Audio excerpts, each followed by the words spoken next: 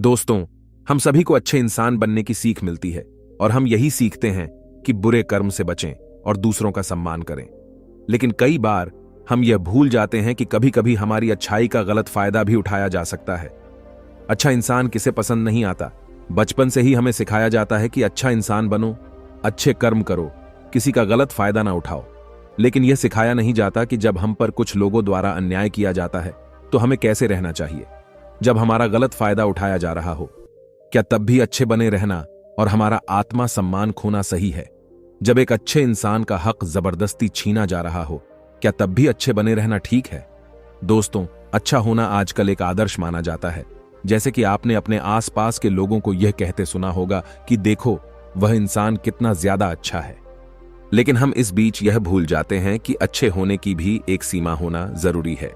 हमें यह याद रखना चाहिए कि हद से ज्यादा अच्छा होना भी अच्छा नहीं होता। और अगर हम यह भूल जाएंगे तो यह दुनिया हमें यह बार बार याद दिलाएगी और साबित करेगी कि हद से ज्यादा अच्छा होना भी अच्छा नहीं होता। अक्सर आपने यह देखा होगा कि जो जितना अच्छा होता है उसे उतना ही दुख मिलता है। पर ऐसा क्यों? व्यक्ति हमेशा दूसरों की भावनाओं और जरूरतों को अपने आप से अधिक महत्वपूर्ण मानता है और इसी कारण वह खुद को एक कठिन स्थिति में पाता है। अक्सर उसे ऐसा महसूस होता है कि आखिर क्यों उसके किए हुए अच्छे कामों को लोग नजरअंदाज करते हैं और उल्टा उसी का गलत फायदा उठाया जाता है। कभी ज्यादा काम करवाने से लेकर तो कभी उसे बिना कोई महत्व देकर नजरअंदाज करने तक। किसी के लिए हम अच्छा करते हैं तो वहीं से हमें दुख प्राप्त क्यों होता है? आम तौर पर जब कोई आदमी कभी क्रोध कर दे या दुखी होकर किसी को भला बुरा कह दे तो हम उसे बुरा समझने लगते हैं। ऐसा आपके साथ भी हुआ होगा कि आपने कभी ना कभी तंग होकर किसी को कुछ भला बुरा कह दिया होगा और सिर्फ उसी कारण आप लोगों के नजरों में बुरे माने जाने लगे। और जैसे कि कर्म और फल का नियम कहता है, बुरे कर्मों का परिणाम बुरा मिलेगा। आज तक आप यही समझते आए हैं कि सिर्फ बुरे कर्मों का फल बुरा होगा। लेकिन आज की इस कहानी के बाद आप ये समझ जाओगे कि अच्छा इंसान के साथ भी बुरा हो सकता है। जब वह हद से ज्यादा अच्छा बन जाए, उस इंसान को दुहक ही मिलेगा, उसका परिणाम भी बुरा ही हो सकता है। तो चलिए, आज की इस बोध कहानी के द्वारा हम यह समझेंगे कि ऐसी स्थिति में हमें क्या करना चाहिए और यह भी जानेंगे कि ज्यादा अच्छा होना अच्छा है या बुरा। तो चलिए शुरू करते हैं। बहुत समय पहले की बात है। एक नगर में एक धनी सेठ रहता था जो बहुत दयालु था। इतना बड़ा व्यापार और बहुत सारा धन होने के बावजूद वह एक भोला और दान करने वाला इंसान था। वह हर किसी की मदद करता था। उसके मन में लोगों के प्रति प्यार और दया की भावनाएं थीं। वह किसी का भी दुख नहीं देख पाता था। उसके इतने दयालु और भोलेपन की वजह से उसके आसपास के लोग उसकी इसी बात को उसकी कमजोरी समझकर उसका फायदा उठाते थे। कुछ लोग उस सेठ के सामने झूठ मूठ का रोना रोकर उससे पैसे उधार ले जाते थे। सेठ अमीर तो था ही और ऊपर से दयालु भी।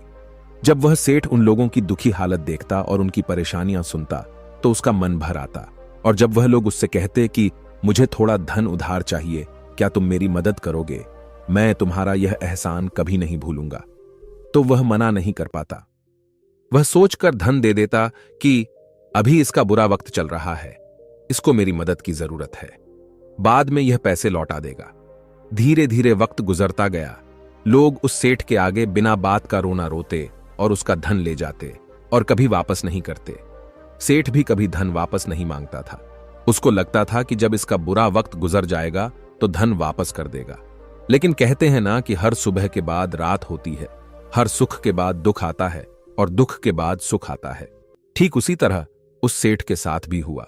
कुछ सालों बाद उसे पास धन कम होने की वजह से उसके व्यापार में माल भरने के पैसे कम होने लगे और इसके वजह से उसके दुकान पर अब ग्राहक भी कम होने लगे, क्योंकि जो सामान उन ग्राहकों को चाहिए था वह सामान उस व्यापारी के पास खत्म होने लगा था और उस सामान को लाने के लिए अब उसके पास इतना धन भी नहीं था।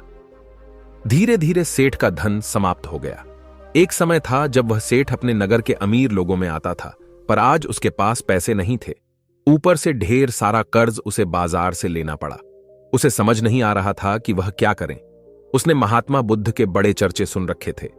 उसे यह पता था कि उसके बहुत मित्रों ने उनके पास जाके अपने जीवन के लिए सही मार्गदर्शन लिए है और वह जो ज्ञान देते हैं वह काफी जिंदगियां सुधार चुका है। उसने निश्चय किया कि अब तथागत गौतम बुद्ध ही उनकी समस्या का हल बताएंगे। यही सोचकर वह अगले दिन गौतम बुद्ध से मिलने निकल पड़ता है। वहां जाकर बुद्ध को प्रणाम करते हैं। फिर सेठ गौतम बुद्ध से कहता है, मुझे मेरी समस्या का निवारण चाहिए। बुद्ध कहते हैं, पूछो, क्या पूछना है? फिर सेठ उन्हें सारी बातें बताता है कि कैसे वो लोगों की मदद करके अमीर से गरीब हो गया, कैसे उसने बस लोगों की बुरी हालत देखकर अपने व्यापार के पैसे उन्हें मदद करने के लिए दे दिए और आज वह खुद जरूरतमंद हो गया है। गौतम बुद्ध उसकी सारी बातें ध्यान से सुनते हैं और कहते हैं कि तुम बहुत ही ज्यादा सीधे और दयालु हो। जरूरत से ज्यादा सीधा होना भी हमारे लिए मुसीबत पैदा कर सकता है। आगे बुद्ध कहते हैं, तुम लोगों की मदद इसलिए करते थे ताकि वो मुसीबत से बाहर निकल सके, लेकिन लोगों ने इसका फायदा उठाया और तुम्हें ठगने का काम करते रहे। उस सेठ ने कहा, आप बिल्कुल सही कह रहे हैं। बुद्ध, मेरे दुखों का कारण मेरा ज्यादा सीधा होना, सरल होना और दयावान होना ही लग रहा है। लेकिन मैं अब क्या करूं? मुझे रास्ता बताइए। क्या मैं बुरा बन जाऊं, दया निकालकर फेंक दूं, निर्दयी हो जाऊं? क्या अच्छाई करने की कोई कीमत नहीं इस दुनिया में? क्या मदद करने से या किसी का भला करने से बस यही परिणाम मिलता है? बुद्ध कहते हैं, नहीं, तुम्हें यह सब नहीं करना है। कई बार तुमने देखा होगा कि जो व्यक्ति ज्यादा अच्छा होता है उसे उतना ही ज्यादा दुख मिलता है। इसका सीधा कारण है कि वह अपने अधिकारों को सामने वाले की इच्छाओं से कम दर्जा देता है और फिर उसे जब भी आपसी अनबन होती है तो उसे अधिक तकलीफ होती है। लेकिन उसी के विपरीत हमें हमेशा यह भी नहीं सोचना चाहिए कि हमारा अच्छाई और भला करना बेकार है या यह बस हमारी कमजोरी है। हमें अच्छाई से हाथ कभी नहीं छोड़ना चाहिए। हमें बस यह सीखना है कि कभी कभी हमें भी अपनी बात रखने का अधिकार है और हमें अपने अधिकारों की रक्षा करनी चाहिए। इसलिए हमें अच्छे इंसान बने रहने के साथ साथ अपने अधिकारों की रक्षा करना भी सीखना होगा। अगर हमें गलत तरीके से नुकसान हो रहा है, कोई हमारा गलत फायदा उठा रहा है, तो हमें उसका सामना करने के लिए सही तरीके से खड़े होना जरूरी है। यही एक सच्चे और अच्छे इंसान की पहचान और शख्सियत होती है। वह आदमी कहता है, बुद्ध, मुझे थोड़ा थोड़ा समझ आ रहा है, लेकिन अभी भी मैं पूरी तरह नहीं समझा। इस पर बुद्ध कहते हैं, चलो मैं तुम्हें एक कहानी सुनाता हूं, उसके बाद तुम्हें समझ आ जाएगा कि तुम्हें क्या करना है और क्या नहीं करना है। बहुत समय पहले की बात है, एक जंगल में एक भेड़ रहती थी। उस भेड़ ने एक मेमने को जन्म दिया। वह मेमना बहुत ही सुंदर था। उसके शरीर पर बहुत ही चमकदार घने बाल थे। वह बहुत ही सुंदर लगता था। भेड़ भी अपने मेमने से बहुत प्रेम करती थी और उसका बहुत अच्छे से देखभाल भी करती थी। भेड़ अपने बेटे को अच्छी अच्छी बातें सिखाती, उसे अच्छे संस्कार देती। उस भेड़ की इच्छा थी कि उसका बेटा बड़ा होकर खूब नाम रोशन करे, लेकिन भेड़ के ज्यादा लाड प्यार के कारण मेमना बिगड़ता जा रहा था। उसकी मां उसे अच्छी शिक्षा देती थी, उसे अच्छे से रखती थी, दिन रात उसका पूरा ख्याल रखती थी। लेकिन मेमना दिन प्रतिदिन शैतान और जिद्दी होता चला गया। वह अपनी मां की किसी भी बात को ध्यान से नहीं सुनता और ना ही किसी बात पर ध्यान देता। उसे हर पल ऐसा ही लगता कि मेरी मां मेरा इतना ख्याल रखती है और इसी कारण वह खुद की जिम्मेदारी नहीं लेता था, यह सोचकर कि उसकी मां उसे किसी भी संकट से निकाल लेगी। वह धीरे धीरे गैर जिम्मेदार होता जा रहा था और अब उस भेड़ का लाड और प्यार उसी के मेमने के अच्छे और जिम्मेदार बनने में रुकावट बन गई थी। फिर एक दिन वह मेमन घूमता घूमता पास के जंगल में जा पहुंचा। वह मेमन पहले बार जंगल में गया था। उसे पहले बार जंगल में जाने का मौका मिला था। वह जंगल की सुंदरता को देखकर चकित रह गया। उसने कभी इतनी सुंदर चीज नहीं देखी थी। इतनी सुंदर पौधे, रंग बिरंगे फूलों को देखकर बहुत ही प्रशंसा हुई। उसे यह सब देखकर बहुत अच्छा लगा।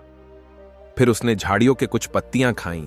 जैसे ही उसने पेट भरने के लिए पेड़ों की पत्तियां खाईं, उसको वह पत्तियां बहुत ही स्वादिष्ट लगे। अब तो वह मेमना रोज जंगल में जाने लगा और वहां जाकर पेड़ पौधों को नुकसान पहुंचा रहा था। उसने उनकी पत्तियां तोड़ी, उनके फूलों को नोचा, फूलों को खाया और कुछ को तोड़कर जमीन पर डाल दिया। उस मेमने को इस बात की बिल्कुल भी परवाह नहीं थी कि वह क्या कर रहा है। उसको इस बात का पता ही नहीं था कि जंगल में कोई खतरा भी है। वह तो मस्त मौला होकर जंगल में उछल कूद कर रहा था और पौधों को खूब से नुकसान पहुंचा रहा था। लेकिन जब उस मैने की मां को, यानी उस भेड़ को, इस बारे में पता चला कि मेमना हर रोज जंगल जाता है, तो वह घबरा गई और मेमने को अपने पास बुलाकर समझाने लगी कि तुम जंगल में मत जाओ, वहां पर बहुत सारे खुखाकर जानवर हैं तुम्हारे ऊपर हमला कर देंगे, तुम्हें खा जाएंगे। लेकिन मां की बात का उस पर कोई असर नहीं हुआ, बल्कि वह मेमना अपने माता से कहने लगा कि मां, जो भी मेरे सामने आएगा वह मुझसे जमकर मार खाएगा, फिर वह बहुत पछताएगा। इसके बाद मेमना फिर से जंगल की तरफ भाग गया। उसे अपनी माता की कही बातें झूठी लगने लगी। हर रोज की तरह उस दिन भी वह उछल कूद करने लगा और पेड़ पौधों की पत्तियां तोड़ने लगा। कभी फूलों को तोड़ता, कभी पेड़ों को खूब नुकसान पहुंचाता। लेकिन उस दिन उस जंगल में एक शेर पहुंचा। वह शेर बहुत ही ताकतवर था, लेकिन ताकतवर होने के साथ वह दयालु भी था। उस शेर का मानना था कि कमजोर प्राणियों को नुकसान पहुंचाना ठीक नहीं है। शक्तिशाली होने का मतलब यह नहीं है कि मैं किसी कमजोर प्राणी पर शक्ति का प्रयोग करूं। वह शेर उस जंगल में घूमने लगा। घूमते घूमते है वहां पर पहुंचा जहां पर वह नासमझ मेमना शैतानी कर रहा था। शेर ने उस मेमने को देखकर आश्चर्य में पड़ गया। शेर ने सोचा कि इस मेमने को किसी खुखार जानवर का डर क्यों नहीं है। ये कैसे पेड़ पौधों की पत्तियां बिना काम के ही नोच रहा है। यह इनको खत्म कर रहा है और उन पत्तियों को खा कम बल्कि बिगाड़ ज्यादा रहा है। उसके बाद वह शेर कुछ देर तक चुपचाप खड़ा होकर उसको देखा रहा। और शेर सोचता है कि मेमना कुछ ही देर में मुझे देखकर यहां से भाग जाएगा और उसके डर के भाग जाने से मुझे बल का प्रयोग नहीं करना पड़ेगा। लेकिन ऐसा नहीं हुआ। शेर बहुत देर तक खड़ा रहा और वहीं इंतजार करने लगा कि मेमना यहां से कब जाएगा। लेकिन मेमना तो भोजन करने में व्यस्त था। उसे शेर का कोई ख्याल नहीं था। मजे से पेड़ पौधे की पत्तियां नोच रहा था, उन्हें खा रहा था, सब कुछ बेकार कर रहा था। जब शेर ने देखा कि मेमना उसे देखने के बाद भी वहां से नहीं जा रहा, तो खुद वह मेमने के पास जाता है और वहां जाकर बोला, सुनो बच्चे, इस जंगल में फूल पत्तियों को नुकसान पहुंचा रहे हो। उन्हें जितना जरूरी है तुम्हारे भोजन के लिए, बस उतने ही तोड़ो। तुम बहुत फूल पत्तियां यूं ही नष्ट कर रहे हो। अगर तुम इन पेड़ पौधों को, इन फूल पत्तियां को नुकसान पहुंचाओगे तो तुम अच्छे बच्चे कैसे बनोगे? अच्छे बच्चे कभी भी इस तरह जंगल में आकर पेड़ पौधों को नुकसान नहीं पहुंचाने लगते हैं। तुम्हारी मां ने तुम्हें अच्छा बच्चा नहीं बनाया। शेर की बातें सुनकर वो घमंड से बोलता है, तुम्हें अच्छे बच्चे बने रहना है, तुम बने रहो। मैं तो जैसा हूं वैसा ही ठीक हूं। मैं वैसे ही रहूंगा जैसे मुझे रहना है। शेर हैरान हो जाता है, लेकिन फिर शेर उसे मेमने को बच्चा समझकर माफ कर देता है, क्योंकि शेर नहीं चाहता था उसे बच्चे पर हमला करना पड़े। तुम खतरनाक तो कहीं से नजर नहीं आते, चले जाओ, यहां से बड़े आए खतरनाक। तुम मेरा दिमाग ज्यादा खराब मत करो, चले जाओ, यहां से अपना रास्ता नाप लो और मुझे इन फूल पत्तियों को खाने दो। यह कहकर वह घमंडी मेमना पत्तियां खाता हुआ आगे चला गया और शेर उसे बस हैरानी से देखता रह गया। तभी वहां पास में ही झाड़ियों के पीछे एक लोमड़ी छुपी हुई थी। वह लोमड़ी शेर और मेमने की सारी बातें सुन रही थी। उस लोमड़ी को शेर राजा की इस तरह बेइज्जती बर्दाश्त नहीं हुई, तो वहां से झाड़ियों से निकलकर शेर के पास आ पहुंची और शेर के पास आकर बोली, क्षमा कीजिएगा महाराज, आप तो इस जंगल के महाराज हैं, इतने बलशाली हैं। आप चाहे तो इस मेमने को 2 मिनट में मजा छका सकते हैं और उसे आपका अपमान करने से रोक सकते थे, फिर आपने कुछ भी क्यों नहीं किया? इस पर शेर ने कहा, मैंने उस बच्चे का भला सोचा, मुझे ऐसे ही किसी बच्चे को अपनी ताकत का शिकार नहीं बनाना था। यह सब सुनकर लोमड़ी बोली, महाराज, लेकिन आपके इतने सीधेपन और दयावान होने के कारण ही उस मेमने की हिम्मत बढ़ गई है। वह आपके सीधेपन का गलत फायदा उठा रहा है और जंगल में इधर उधर घूम रहा है और पेड़ पौधों को नुकसान पहुंचा रहा है। मुझे पता है कि कमजोर प्राणी पर हमला नहीं करना चाहिए, यह बहुत बुरी बात है, और यह भी दया करना एक अच्छा गुण है। लेकिन शासन में कभी कभी भय दिखाना भी जरूरी है। आपकी यह बात सही है कि प्रजा के साथ दयालुता का व्यवहार करना चाहिए, लेकिन इसके साथ साथ यह भी जरूरी है कि उनके मन में राजा के प्रति डर भी हो, ताकि वह इस तरह के अपराध ना करें, कोई मर्यादा ना तोड़े। लोमड़ी की बात सुनकर जंगल का राजा शेर लोमड़ी से कहता है, क्या ऐसा हो सकता है कि मेमने को भय दिखाकर हम उसे काबू में कर सकें, जिससे कि उसमें सुधार आए और उस मेमने को किसी तरह का नुकसान भी ना पहुंचे, जिससे कि वह जंगल के पेड़ पौधों को कोई नुकसान ना पहुंचाए? फिर शेर कहता है, लोमड़ी, क्या तुम ऐसा कर सकती हो? शेर के बात सुनकर लोमड़ी कहती है, जी हां महाराज, बिल्कुल, मैं ऐसा कर सकती हूं कि वह डर भी जाए, सुधर भी जाए और उसे कोई नुकसान भी ना हो। उसे इतना डरा दूंगी कि वह जंगल में कभी दोबारा घुसने की हिम्मत नहीं करेगा। मैं उसे इस तरह डराऊंगी कि उसके मन में भय बैठ जाएगा। फिर वह जंगल के पेड़ पौधों को भी नुकसान नहीं पहुंचाएगा और साथ ही साथ मैं उस मेमने को कोई भी नुकसान नहीं पहुंचने दूंगी। फिर लोमड़ी कहती है कि उसकी मां तो उसे कभी सुधार नहीं पाई, लेकिन मैं उसे जरूर सुधार दूंगी। लोमड़ी की बातें सुनकर शेर ने बोला, अच्छा ठीक है, तुम कोशिश करके देखो। अगर तुम्हें इसमें सफलता मिल जाती है तो मैं तुम्हें जंगल के सभी जानवरों के सामने इनाम दूंगा। शेर की बातें सुनकर लोमड़ी बहुत खुश हुई। वह तुरंत मेमने के पास गई और उस मेमने पर गरज पड़ी। इससे पहले कि वह मेमना वहां से भाग पाता, उससे पहले ही लोमड़ी ने मेमने को जमीन पर पटक दिया और उसे अपने मजबूत पंजों से दबोच लिया। मेमने को दबोचने के बाद लोमड़ी मेमने से बोली कि बोल, तुझे मार दिया जाए या छोड़ दिया जाए। तुमने इस जंगल के पेड़ पौधे, यहाँ के फूल और कमजोर प्राणियों के साथ भी तो यही किया है। मेरे ख्याल में मार ही देना चाहिए। लोमड़ी की बातें सुनकर मेमना डर के मारे थर थर कांपने लगा। फिर वह लोमड़ी से बोलने लगा, मुझे माफ कर दो, मुझे छोड़ दो, मुझे यहां से जाने दो। मैं कभी भी जंगल की तरफ नहीं आऊंगा, ना ही कभी पेड़ पौधों को कोई नुकसान पहुंचाऊंगा, और अब मैं कभी कोई गलती नहीं करूंगा। तब लोमड़ी ने मेमने की पकड़ ढीली की। जैसे ही मेमने की पकड़ ढीली हुई, वह जोर जोर से भागने लगा। वह गिरता उठाता भागता हुआ अपनी मां के पास जा पहुंचा। उधर लोमड़ी शेर के पास गई और सर झुकाकर बोली, देखा महाराज, ताकत के साथ दिमाग का प्रयोग करना भी बहुत जरूरी होता है। तभी लोग हमारा सम्मान करते हैं, तभी हमारी अच्छाई का गलत फायदा नहीं उठाया जाएगा। लोमड़ी की बात सुनकर शेर लोमड़ी की योग्यता से प्रभावित हुआ। उसने लोमड़ी को सारे जानवरों के सामने इनाम दिया। उधर वह मेमना घबराए हुए अपनी मां के पास पहुंचा और अपनी मां से आकर लिपट गया और मां से क्षमा मांगने लगा। मां, मुझे क्षमा कर दो, मैंने आपकी बात कभी नहीं मानी। आप मुझे हमेशा सही कहती थी कि जंगल में बहुत खतरनाक जानवर रहते हैं। आज के बाद मैं कभी भी उसे जंगल में नहीं जाऊंगा। फिर बुद्ध उस व्यापारी को कहते हैं, देखा बेटा, इतने अच्छे मत बनो कि लोग तुम्हें खा जाए, और ना ही इतने कड़वे बनो कि लोग तुम्हें खाए ही नहीं। जरूरत से ज्यादा अच्छा बनना इंसान को दुख देगा। लोग उसका सम्मान नहीं करेंगे, बल्कि उसे पागल समझेंगे। गौतम बुद्ध को सेठ से कहते हैं, अगर शेर भी अच्छा बनने का दिखावा करेगा या फिर अच्छा बनकर रहेगा तो लोग उससे डरने की बजाय उसे पागल समझेंगे। सेठ को समझते हुए बुद्ध बोले, अगर हम ज्यादा अच्छे बनकर पेश आते हैं तो लोग हमारी अच्छाई का फायदा उठाने लगता है। तुम लोगों के लिए भले उनकी मदद करते हो, वही लोग भोले बनकर तुम्हें ठगने की कोशिश करेंगे।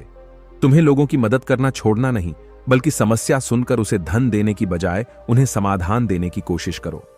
अगर धन की आवश्यकता पड़े तो थोड़ा बहुत धन दे सकते हो, लेकिन हर समस्या का समाधान धन से करने की बजाय निवारण से करो। इससे वही लोग तुम्हारे पास समस्या लेकर आएंगे जिनको हकीकत में दिक्कत है। पैसे ठगने वालों से तुम्हें मुक्ति मिल जाएगी।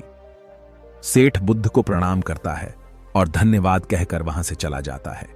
फिर वह वैसा ही करता है जैसा बुद्ध बताते हैं, और कुछ ही सालों में वह पहले जैसा धनवान बन जाता है। दोस्तों, आपने आज के इस वीडियो से क्या सीखा, वह मुझे आप कमेंट में बता सकते हैं। इसी के साथ में उम्मीद है कि आपको आज की वीडियो पसंद आई होगी। तो इस वीडियो को उस इंसान को शेयर करें जिससे यह कहानी सुनने की जरूरत है, और उसी के ठीक बाद चैनल को सब्सक्राइब करें। तो चलिए फिर मिलते हैं ऐसी एक और नई वीडियो में एक नए मैसेज के साथ। तब तक के लिए अपना ख्याल रखें। धन्यवाद और नमो बुद्धाय।